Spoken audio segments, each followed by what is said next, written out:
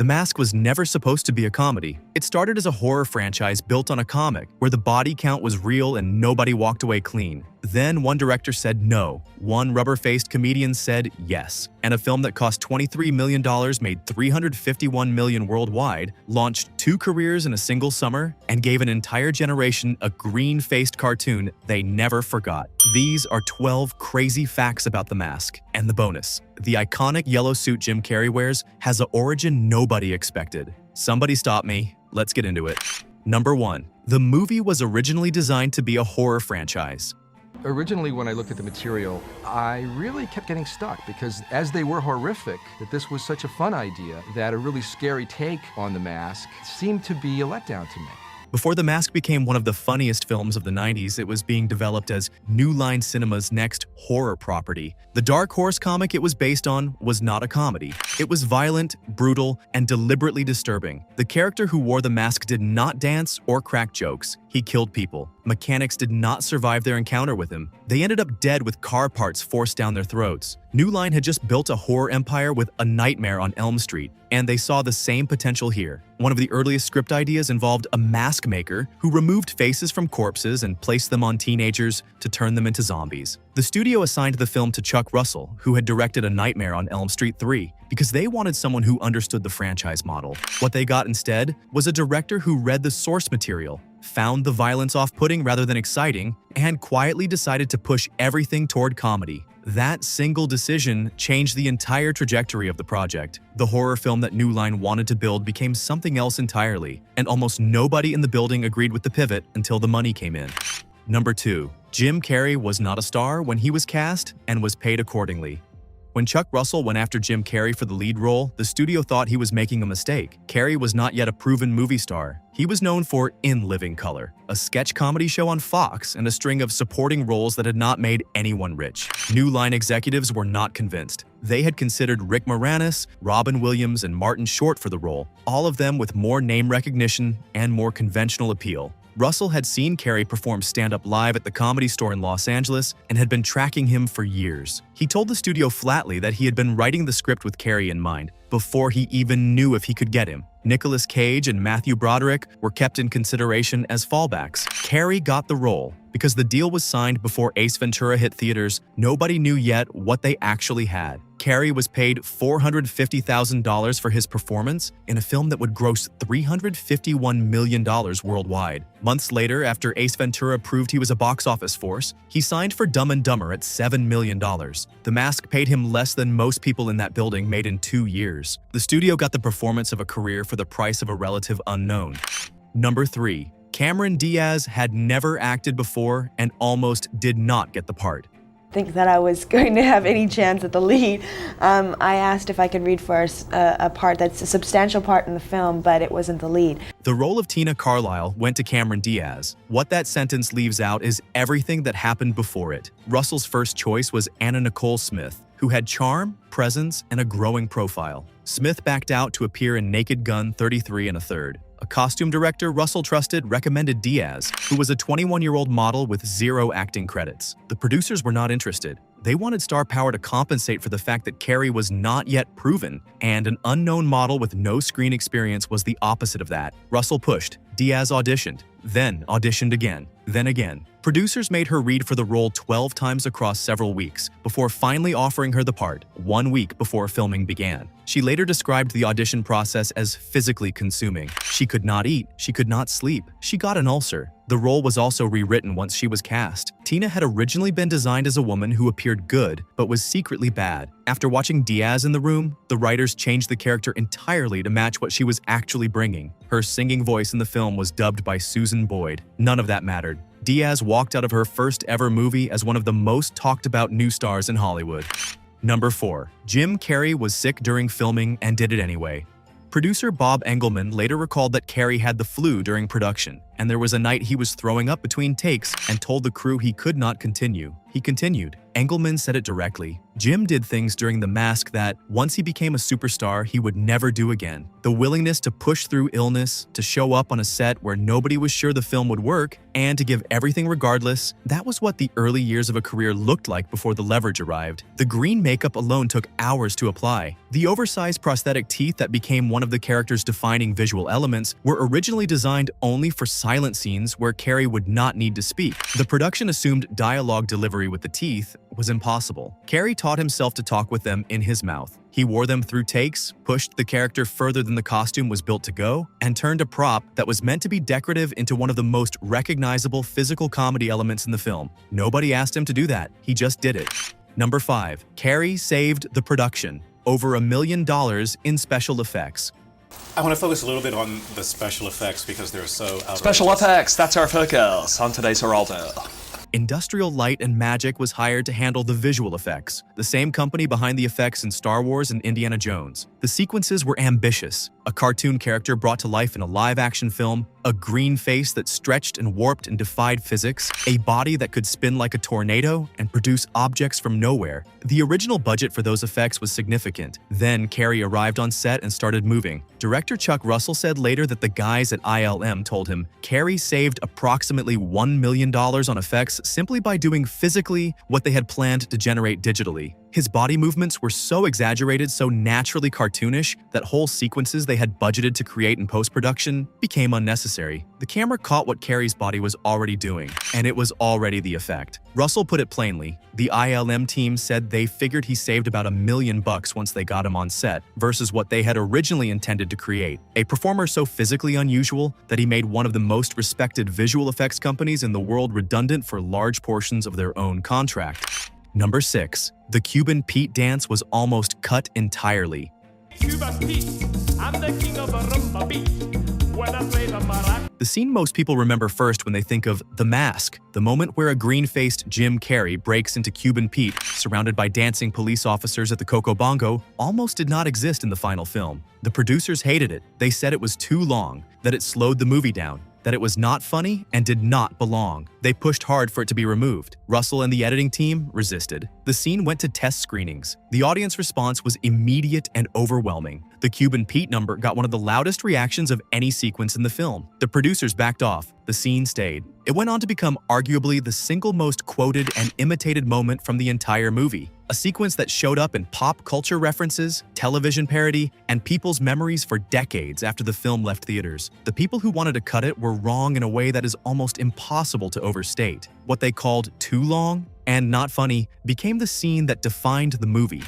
Number 7. The film was the most profitable comic book movie ever made for 25 years. No, but I believe my friends are. Perhaps you know them.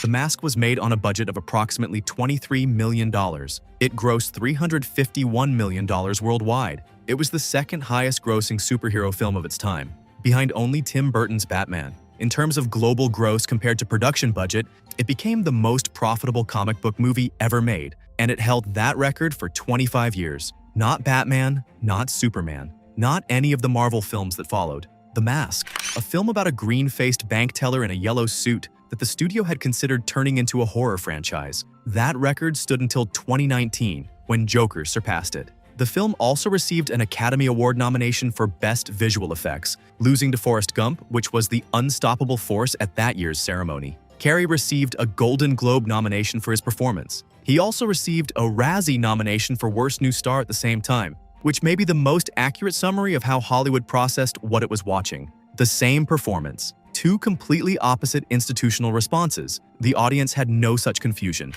Number 8. The villain was played by an actor, filming 2 other iconic roles. That same year, Ladies and gentlemen, I will be your host for the remainder of the evening. Peter Green played Dorian Tyrell, the ruthless gangster and primary villain of The Mask. He played the role with a cold, controlled menace that gave the film a genuine threat underneath all the cartoon energy. What most people watching did not know was that Green was in the middle of a remarkable run. That same year, he appeared as a violent criminal in Pulp Fiction and as a corrupt police officer in The Usual Suspects. 3 films in 1 year, all of them now considered defining works of 90s cinema. Dorian Tyrell sandwiched between 2 of the most celebrated villain roles of the decade. Green brought the same quality to all three, a stillness that suggested danger before anything happened. In The Mask, his character eventually puts on the mask himself and transforms into something monstrous, which required a different physicality entirely. Green handled the transition and handed the film back to Carrey to close out. He was the reason the movie had weight underneath the comedy. Without a villain the audience actually believed, the cartoon logic of The Mask had nothing to push against. Hey, if these facts are landing the way they should, go ahead and subscribe so you don't miss what's coming next. Because the next 4 facts get into the secret behind Stanley's character, the sequel that almost happened, the Oscar it should have won, and the real origin of that yellow suit. It only gets stranger from here. Number 9. Carrey based Stanley Ipkiss on his own father. Jim Carrey has said directly that the character of Stanley Ipkiss, the quiet, overlooked, perpetually mistreated bank teller at the center of the film, was modeled on his father. His description was simple: a nice guy just trying to get by. Percy Carey worked as an accountant and musician, and spent his career being underestimated by people with more confidence and less talent. Jim grew up watching his father absorb the world's indifference with a patience he himself could never quite manage. Stanley is that patience stretched to a breaking point until a magic mask gives it somewhere to go. The film works because Carrey is not just performing a cartoon version of himself. He is performing a version of grief about a man he loved and watched get overlooked. The comedy on the surface and the genuine emotional logic underneath are not in conflict. They are the same thing. The Mask is funny because Carrey commits completely to the absurdity. It lands because underneath the green paint and the spinning tornadoes, Stanley Ipkiss is a real person. Someone put there deliberately. Number 10. Cameron Diaz could not stop laughing on set, and the camera caught it. Producer Mike Richardson later observed that if you watch the film carefully, in scenes where Carrey and Diaz are together, you can see Diaz's face in the moments just after a scene ends. Almost every time she's already starting to laugh. Carrey would do something during a take, something physical or verbal that was not in the script or was pushed further than anyone expected, and Diaz would hold it together through the scene and then break the moment it was over. She was 21 years old, had never been on a film set before, and was standing next to one of the most unpredictable physical comedians who had ever lived. The crew reportedly had similar problems. Carrey's improvisations were constant. The scene where Stanley pulls a wet condom from his pocket while being chased by gangsters and says, "Sorry, wrong pocket," was not in the script. The scene where Milo the dog refuses to release a frisbee was also unscripted.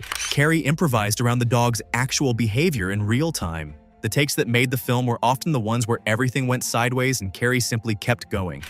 Number 11. The sequel was written and almost happened, but Carrey chose a different green character. After The Mask became a massive success, Chuck Russell wrote a sequel script. He built it around Christmas because the film had found an audience with children that surprised the studio, and he wanted to lean into that. The script had a photographer steal Tina's heart and required a new villain. Russell said that Antonio Banderas was interested in playing the part. Cameron Diaz was reportedly enthusiastic about returning. The project developed enough momentum that it seemed real.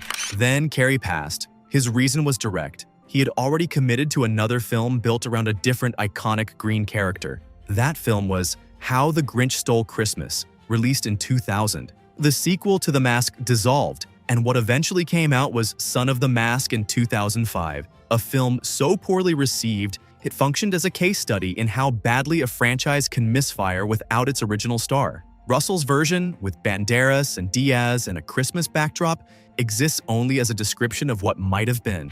The Mask that audiences loved never got a follow-up worthy of it. Number 12. The film turned Roger Ebert around on Jim Carrey in a single summer.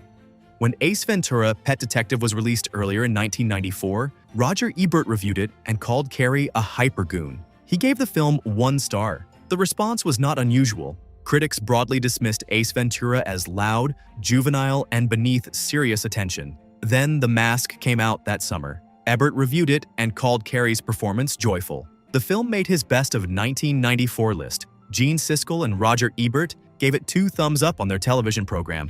The same performer, the same year. 2 films released months apart. 1 earned contempt and 1 earned praise. And the difference was not what Carrey was doing. It was what the film gave him to do and how seriously the production took the material around him. The Mask understood that physical comedy at that level required a real structure to support it. The horror origins the film had discarded turned out to be useful after all. The villain was credible. The stakes were real enough. And when Carrey took over every scene he was in, There was something underneath it worth taking over. That combination was what Ebert heard when the film was done. Not a hyper goon, a joyful performance. Bonus, the yellow suit came from Jim Carrey's very first stand-up gig.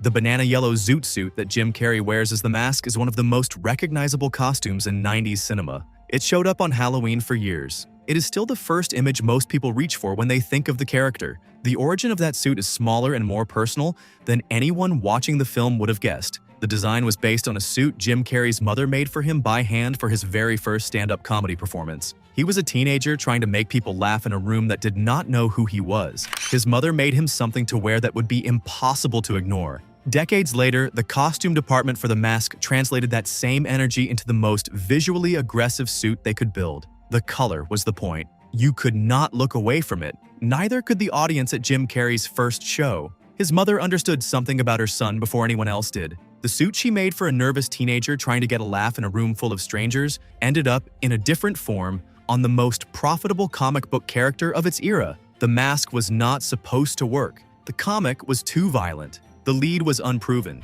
The female lead had never acted a day in her life. The studio wanted horror and got comedy. The producers wanted a star and got a sketch comedian who would outgross Batman. And somehow all of it landed. 30 years later, the green face is still recognizable, the yellow suit is still a Halloween staple, and Somebody Stop Me is still a punchline people reach for without thinking. Some films capture a moment. The Mask captured something rarer, a version of Jim Carrey that only existed once, at the exact moment before the world knew what it had. Drop a comment and tell us which film or show you want us to dig into next, because the best ones never really disappear. They just keep spinning.